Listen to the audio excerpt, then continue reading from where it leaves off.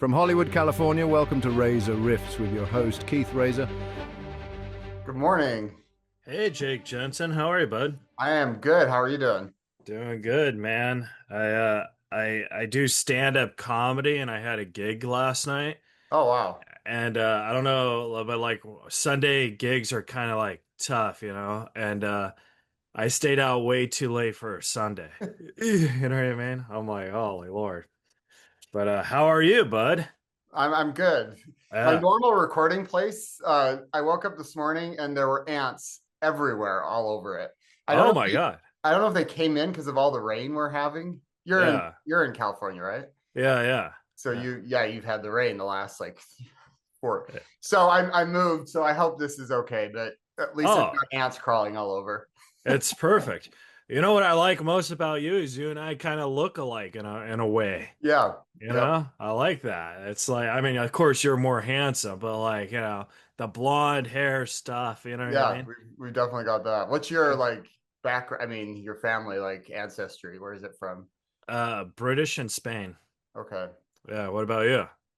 British and Danish. So Oh, the blonde is definitely the very Danish side of my family. yeah. It's always interesting because like with blonde hair when I was growing up, nobody like it was considered unique or Yeah, whatever. You know what yeah. I mean? And now it seems like everybody has blonde hair. So it's like I don't know. Have you ever dyed your hair or has it always been blonde? Um, it's always been some version of blonde. I mean, it was super blonde when I was young. Yours probably was too. Yeah, And when I'm in the sun a lot, it still bleaches out and gets yeah. lighter. One time I did a shoot in Mexico and they dyed my hair black. That Oh was my God. trippy. It was a total. I mean, I didn't realize how much that would like completely change my look. Did it change your skin tone? Like, did you look really pale or Yeah, I like? did, and I didn't like it. Yeah. Yeah, I didn't like it at all. Yeah.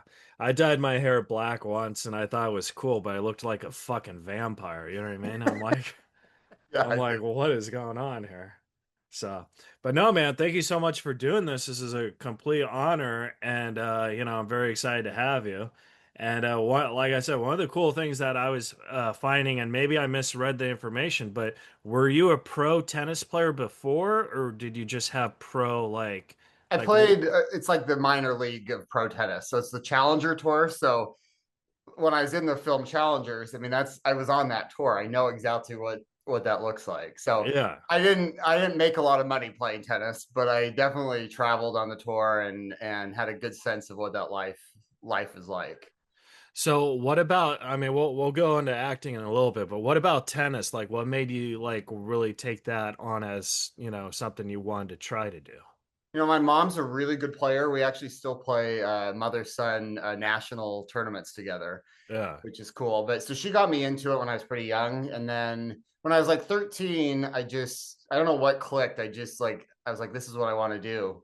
And then that became like my passion from 13 to, I mean, I got a college scholarship, played through college, then played on the pro tour.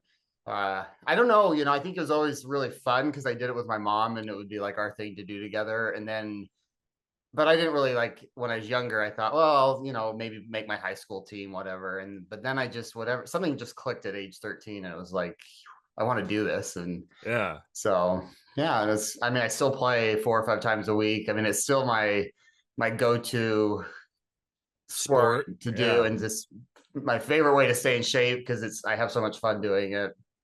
I feel like tennis is the sport, like if you started young, regardless like if you made pro or not, it's still the sport you're always gonna want to do. Like even like hang out with friends or whatever. You know what I mean? It's such an easy sport to keep playing though because you can always find like one other person to play. Yeah. And I mean, for the most part, there's courts pretty accessible. I mean, you don't have to be a wealthy country club you can still find courts around. Yeah, it's a great sport, and a lot of people I find like sometimes step away for a while, but they always come back. Yeah, yeah, definitely. Did you ever play racquetball?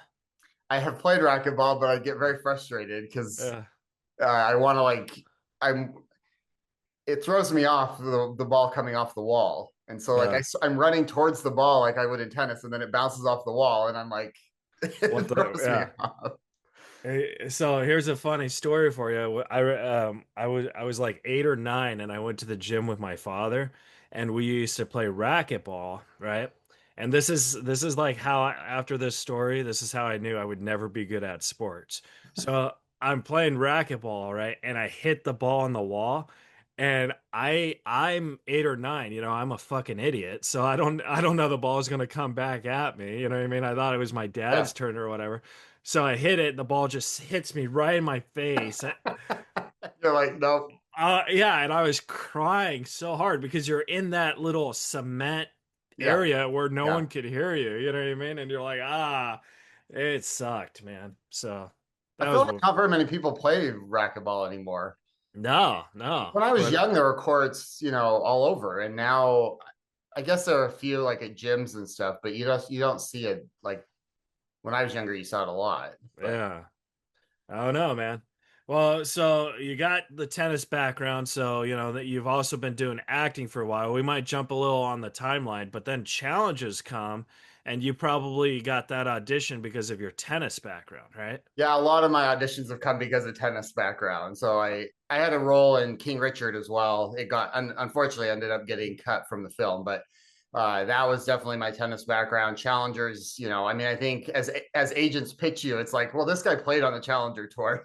He knows Yeah. this, like he knows this world. So that definitely helped. Have you ever had an agent pitch you for the wrong sport? You know what I mean? Like they're like, "Oh, well, Jake knows how to play football," and you're like, "I've never touched a football in my life." You know what I Well, mean? this is funny. I just had an audition. I probably can't say the show because I don't know if I booked it yet, but it was a recurring co-star. So not a huge role, but I'm supposed to be a basketball player, which I mean, I've played basketball, but I'm supposed to be like 6'7" and I'm 6'1", Yeah. and like the college basketball player. Well, it's been quite a few years since I was in college.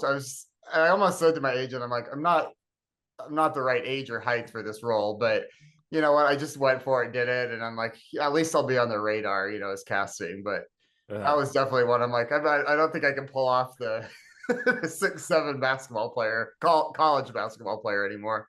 Whenever like my agent sends me for basketball stuff, I always say, "Well, I'm gonna be better than Bronny James." I hope I nail that. But so what was Challengers like? Because that was like that movie came out in April, and that was like a big movie. Like my sisters are huge Zendaya fans, and like they wanted me to see it, and I was like, I'll see it when I interview somebody. So I Yeah. just watched it. Okay. But what was that experience like? Because you had a decent sized role in that. It was a huge production. So that was the first time because I had shot King Richard in LA. So I drove, I drove to set for that. And I mean, it was fun, but they flew me out to Boston. I was there 8 or 9 days. I was in the hotel with Zendaya and Josh O'Connor and the actors in the film. We were shooting a locker room scene. Well, I had a couple scenes. One didn't make it in, but we were mostly indoors for my scene. So they were waiting for a rainy day to shoot my stuff. So I ended Yeah. up being there like 9 days because we were just um waiting for the weather to be bad. And it was literally like just waiting each day in my trailer or the hotel, just waiting for it to rain. Yeah. But it was cool because I mean I got to hang out on set. I got to Zendaya was also a producer on the film, so I didn't shoot with her, but I got to see her working in like producer mode. That was really cool. I got to hang out with on the van and on set with Josh O'Connor and the director Luca. Literally one day it was just like, we think it's going to rain tomorrow, so let's run and block your scenes and so you were ready tomorrow when it's raining, and it all happened then really fast once the rain came. But it was a lot of fun, um, getting picked up in a flown to Boston, picked up in a private, not limousine, but like private driver. It was Like like the a Hollywood, Yeah. uh, Now, what if A-list kind of what if treatment. it snowed though? You would have been in trouble, Oh, right? they shot it. This was May, Oh, so oh, okay. I guess it could. I guess it could rain in Boston. I mean, snow in Boston in May, but we were waiting for rain. It was pretty warm actually. It was just waiting for the bad weather. Now, when you act and stuff, because how long have you actually been acting? Like 15 years? About that, I started commercial. I started as a model. I did a lot of print work, and then booked commercials. And then when I moved to LA in 2014 is when I was like, okay, if I'm going to pursue acting, I've got to get really serious about it here. LA will chew you up and shoot you out if you don't take it seriously. So that's Yeah. when I really feel like I Yeah. started to be an actor. So you've always been in the industry, but you're kind of like a late bloomer in the acting. So like when you film stuff, do you get like anxiety when you're acting with other people, or like do you just like how do you handle that? You know what I mean? I do think all my training, sports, I think sports is good in that sense. Is you have an opponent, you have to perform under pressure.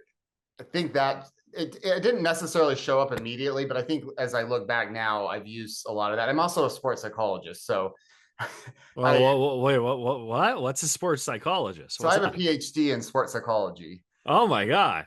And so this is what I do is to help people manage stress and anxiety in performance settings, In, mostly in athletes. sports though, right? In sports, but I've also worked with like firefighters trying to, how do you handle pressure when you're running into a burning building? How do you I've worked with some actors, I've worked with some dancers, I've worked with some musicians. So this is what I have a PhD in. So I Yeah. feel like I've got getting better at applying it to myself, although I'm better probably at helping other people than myself Yeah. sometimes. But I'm fascinated by this sports thing. So, like, what would you tell firefighters like how to get when they run in a building? Like, what's well, we advice work for? on, we work on honestly some like visualization and imagery, so you're mentally prepared for when that happens. Breathing techniques, breath work, bringing your stress levels down. I do a lot of different we call it like tension release. So there's different exercises to release tension both in the body but also in the mind. And the stakes are higher in that, but it's a similar techniques that I use with athletes. Yeah. You're trying to make that winning penalty kick or free throw, and the championship's on the line. I mean, it's not the same pressure as running in a burning building, but It's pressure. Yeah, for but sure. pressure, in the moment to that athlete, it almost feels like sometimes it's a life or death type of thing, even though it's obviously not. But I feel like the most stressful job in the world, and even though I mean, I guess yeah, it's a job, but like sports and stuff, they're getting paid and stuff. I think this would be the most stressful thing if you're like the field goal kicker on a football team, right? And it's a tied game, it's the Super Bowl, and it's up to you to win the game. Like that pressure would go because it's like if you win, everybody loves you. And if you miss it, everyone fucking hates you. yeah, You know what I mean? So yeah, like yeah. And it's how do you not think about that in the moment? How does that? I mean, even if it's like, how do you get that? Because obviously you don't want to be thinking about that. If I make this, I'm going to be the hero. If I miss this, I'm going to be murdered. essentially, yeah. So there's a lot of like uh, working on like self-talk and trying to put up a stop sign and park those thoughts away, but Yeah. it's easier said than done, obviously. So, what would you do in a situation like that if someone comes up to you and be like, "All right, what's your advice you would do on if it was like that?" You know what I mean? Yeah, I mean, I think just telling somebody, well, just block it out. I think you have to work on that. And again, that's where possibly if you know that you're a high level athlete, you're going to be in those pressure moments. So actually mentally preparing for that, like literally visualizing yourself in that moment, how you're going to handle it. If those thoughts come, how can I restructure that? Or instead of what if I miss, let's reframe that to what if I make it? Yeah, Let's go for it. And then, I do a lot of mindfulness training, which really helps people stay in the moment.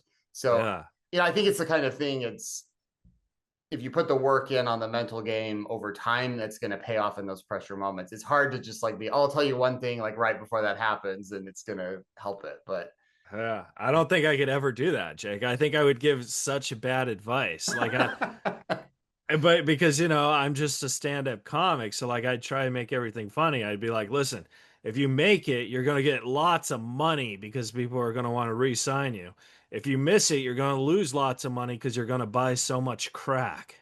You know, Yeah, but you know something. what? I think comedy sometimes probably in those moments could be helpful. Yeah, Athletes get so, or anyone gets so uptight that actually just laughing about it might be the best thing. I don't know. yeah, You maybe have something there that we need to tap into. definitely. And then you were talking about King Richard, which I saw, and then you just said a couple minutes ago your scene was cut. I thought that was a great movie. Like, what was that like, and who do you play, and like Well, that stuff? was a roller coaster because I auditioned in probably February of 2020. Right Found out before the pandemic. before the pandemic. Found Wow. out I booked, and it was interesting because the sides that I read for were for like 5 different roles as tennis coach, different tennis coaching roles, and I booked it, but I wasn't sure exactly what the role was Yeah. because the sides were from different parts of the script, and I knew it was some type of coaching role.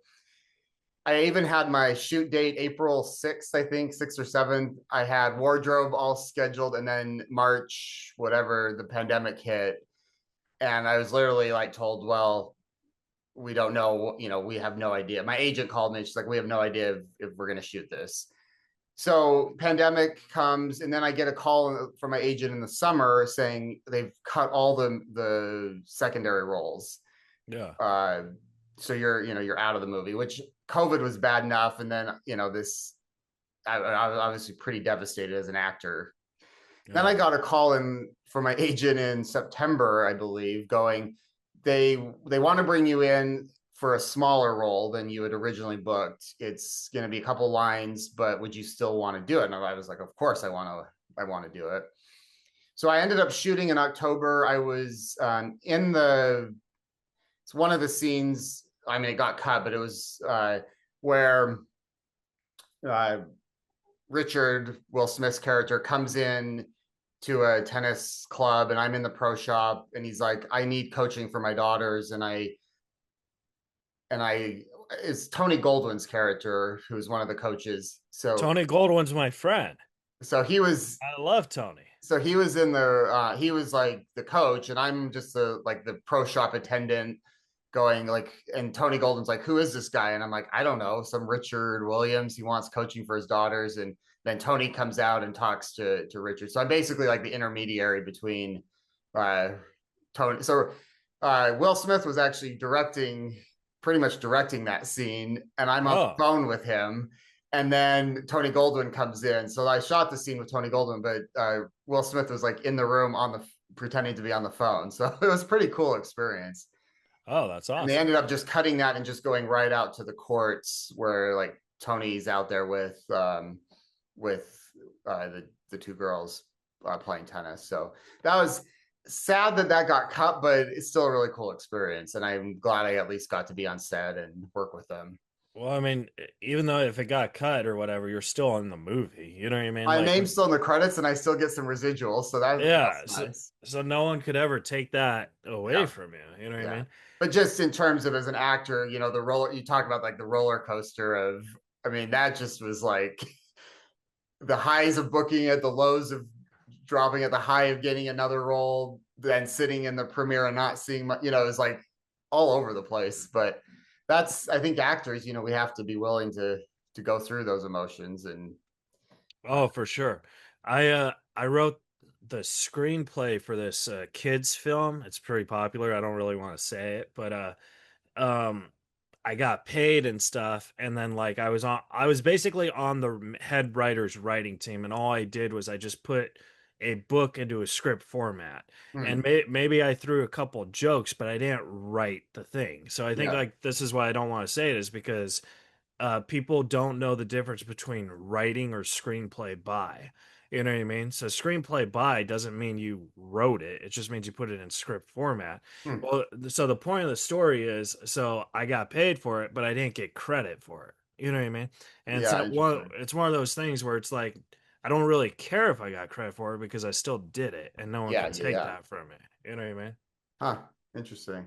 So like I guess what I'm saying is I kind of understand the whole getting cut out of something, but no one could take that you actually filmed it and you're actually in it. You know what I Yeah, mean? yeah, yeah.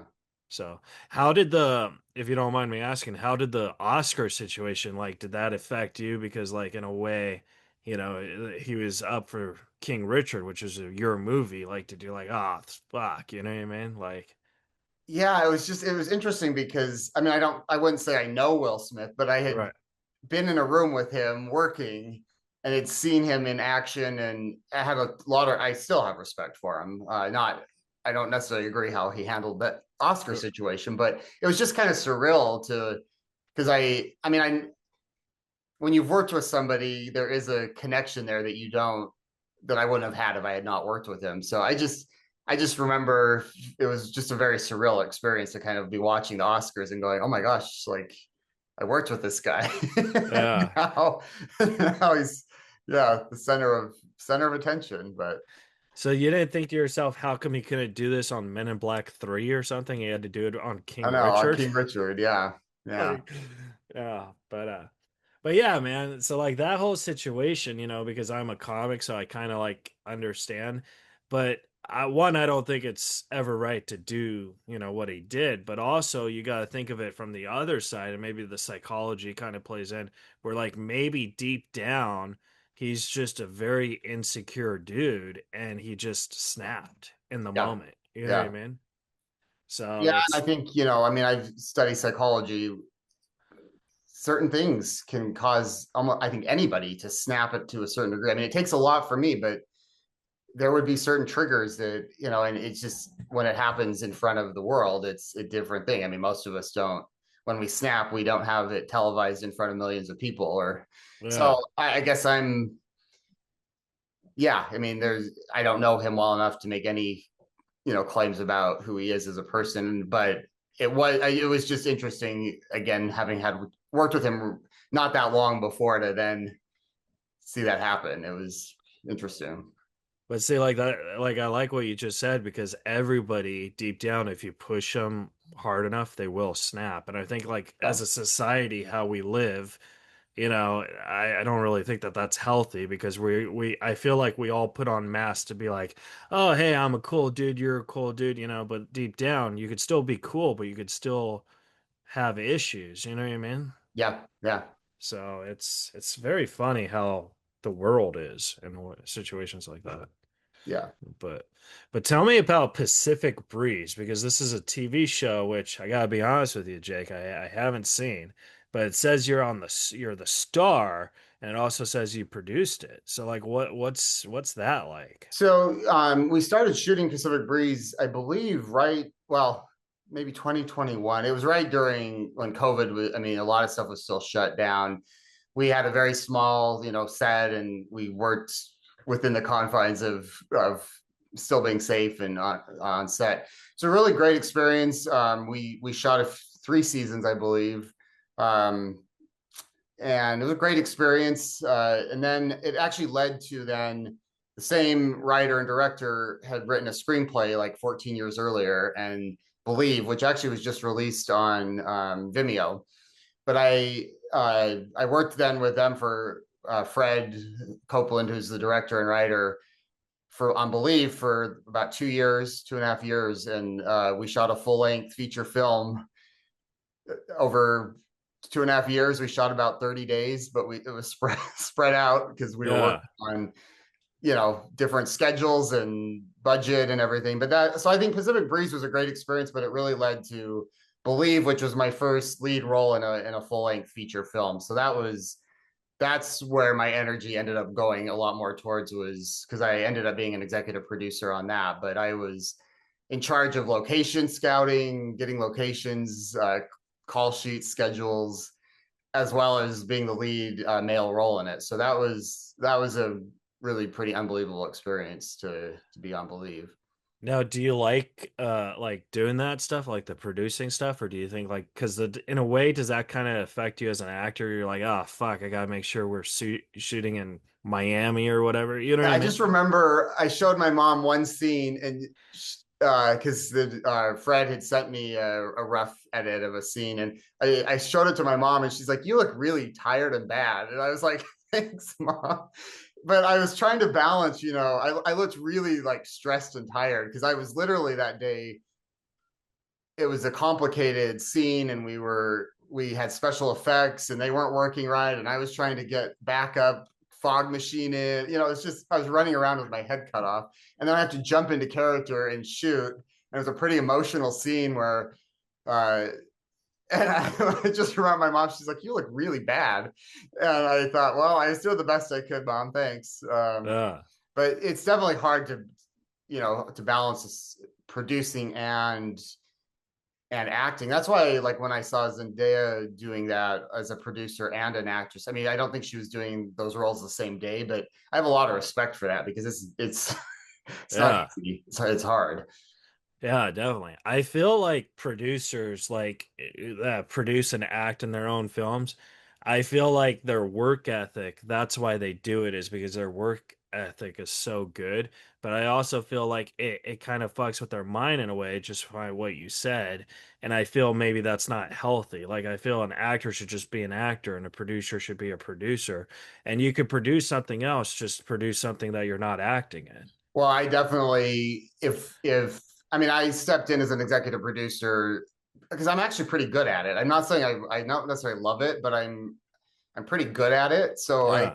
I wanted this film to get done. Yeah. So I felt like if in order for it to get done, I needed to step in and really take much more of a producing Stamp your role. name on it. Yeah. Yeah, which I'm glad I did. I learned a lot. But I definitely would want to separate.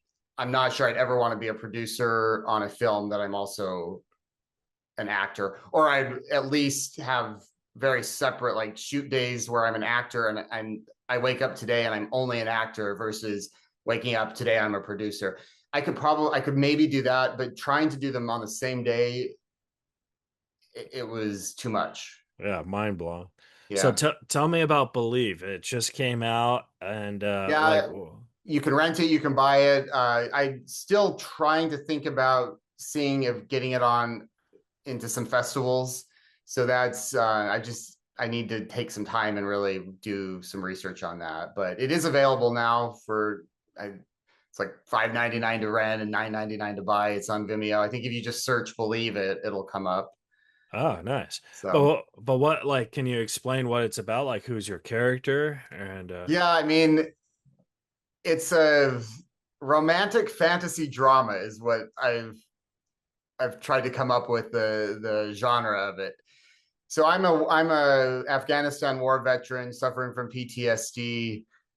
I get sent to, I go to a therapist, fall in love with her. That's the first half of the movie. Kind of traditional, little bit rom-com, not rom-com, romantic drama, I would say. yeah. But my therapist then just disappears and I'm devastated. I'm trying to find her. There's no record of her. I finally see her on the street one day. I chase her down. She agrees to have dinner with me. We start dating, but she's very mysterious and I can't figure it out. And she finally reveals to me that she's Eve from the Bible and has been roaming the earth for thousands of years helping people. And I'm the Wow. first mortal man that she's fallen in love with since Adam. I mean, so Wow. You're so I have Adam too. big shoes to fill, Yeah. and then it's the story. So it goes from being like, how does a war veteran date his therapist to how does a war veteran date Eve, Yeah. who's immortal. That So looks cool. it's a interesting premise. You gotta tell me, is this a joke in the movie? Did you go up to her and be like, I bet you wish you regret eating that apple? It would have been a great line. I maybe thought that, but Uh, I didn't share that line. uh.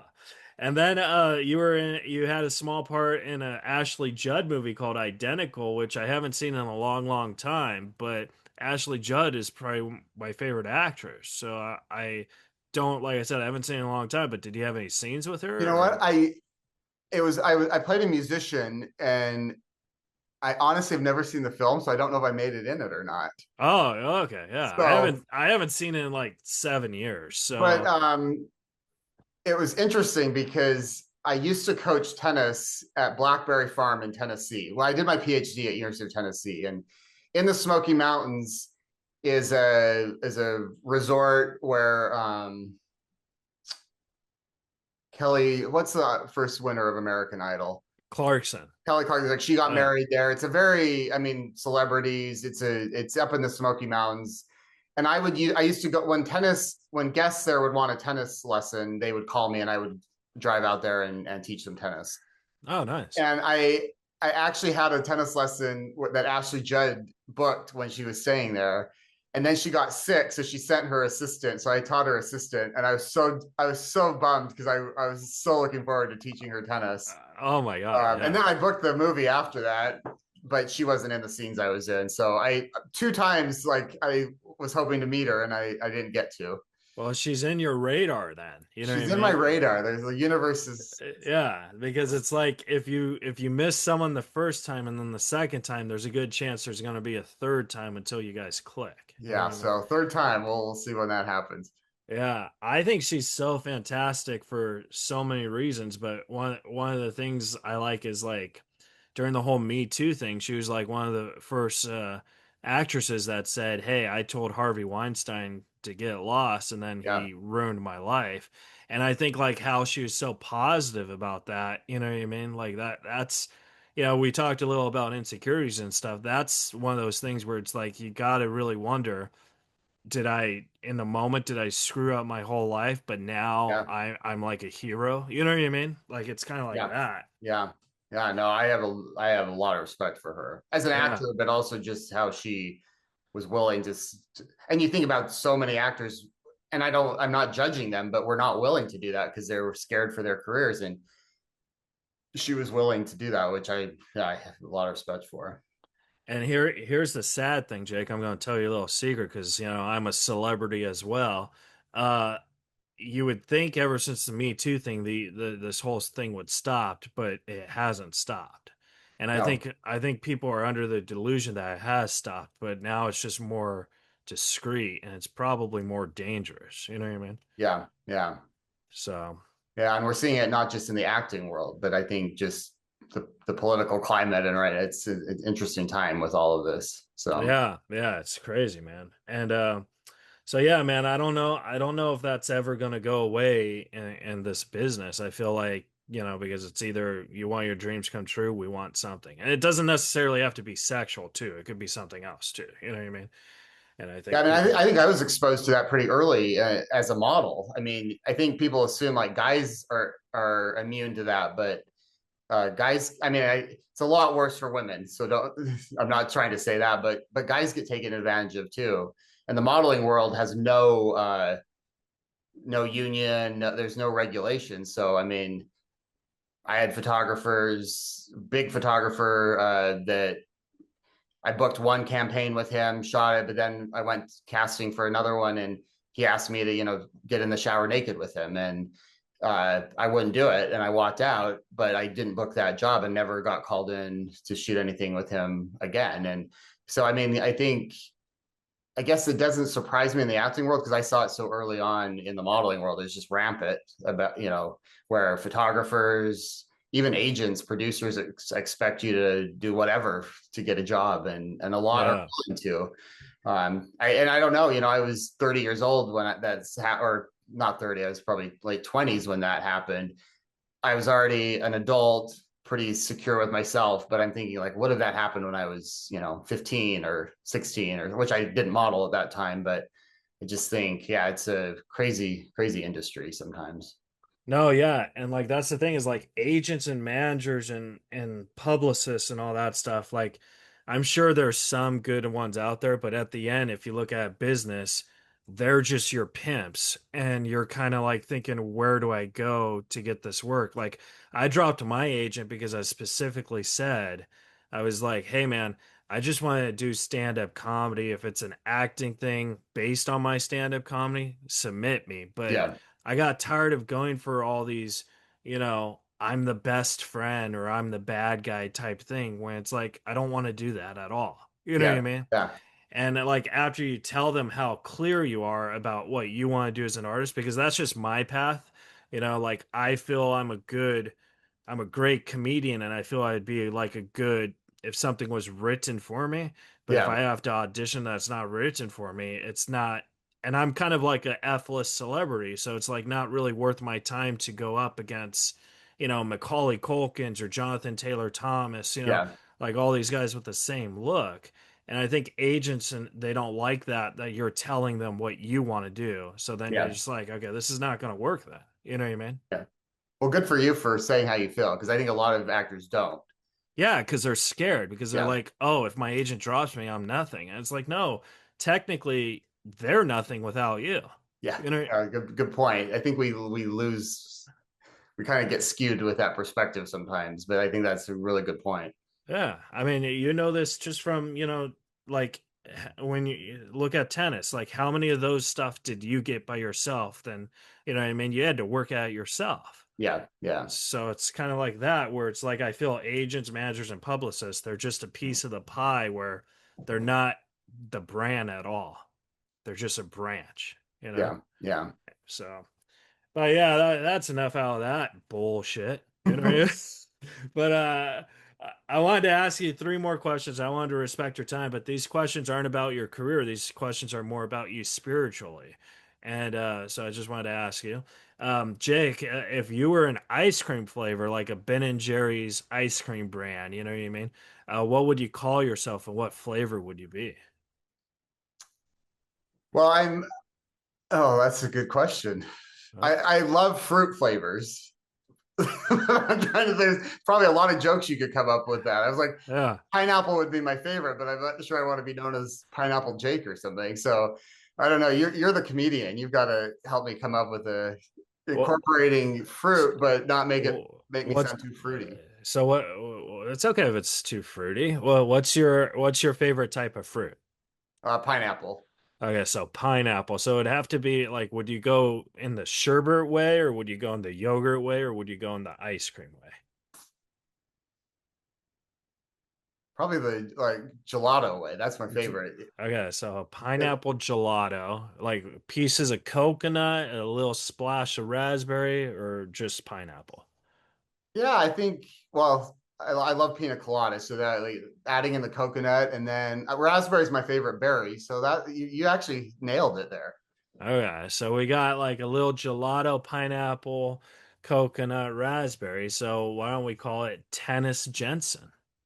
It works for me. All right, and That then works. That's my dad always says if you cut my head open, a tennis ball would pop out. So that probably works really well. exactly, because like it kind of, the pineapple kind of has the same color as a tennis ball in a way. Yeah, yeah, Like, I like that. so yeah. All right. Cool. That's a great one, right? Yep. And and then if you could go into a time machine and talk to a younger version of yourself, and you only have like 1 minute to tell yourself stuff, what would you tell yourself knowing everything you know now? I would go back to late teens, early 20s when I was a tennis player and just tell myself to enjoy it much more. I was so perfectionist with everything. And I think it, in a lot of ways, got me where I'm at. But at the same time, I didn't enjoy it very much sometimes because I was so judgmental and perfectionist about everything. So I would say just take a chill pill, No, relax, enjoy. definitely. And then my last question for you is, Jake, we all as human species have always like have something in common is and if no one has experienced this yet, they will. We've all lost somebody dear to our heart. So if you could go and talk to that one person one more time, what would you tell them, knowing everything you know now?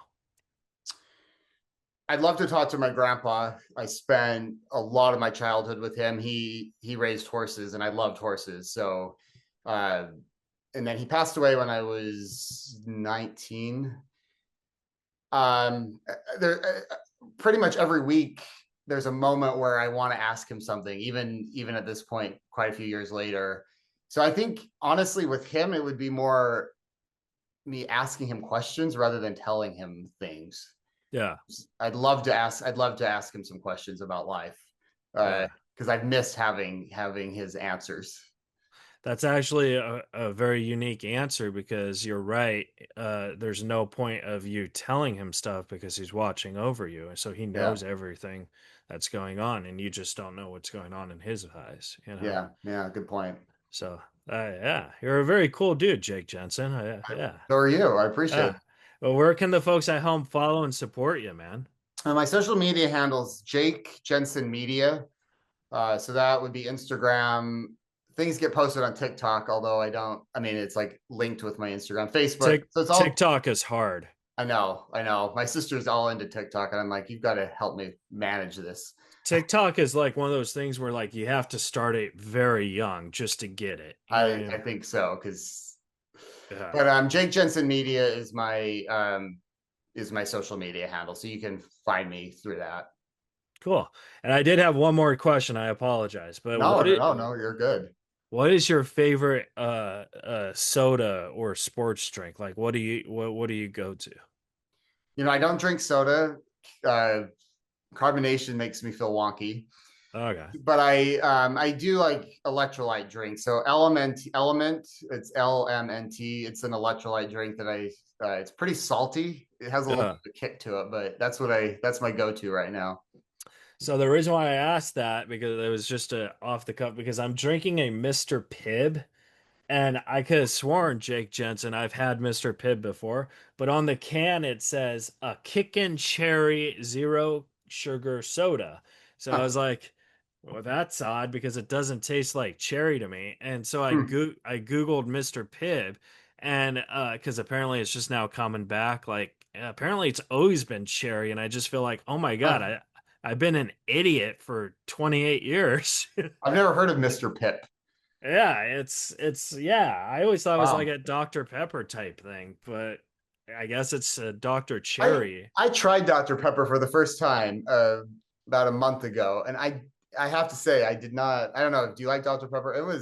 I think it's very overrated. I don't know. It didn't do anything for me. I don't like soda anyway, but I was just curious. I wanted to taste it, and I don't know. I think it's an acquired taste. Yeah. I'll probably never get sponsored by Dr. Pepper now. I should probably not say things like this, but no, but I could edit it if you get a Dr. Pepper deal.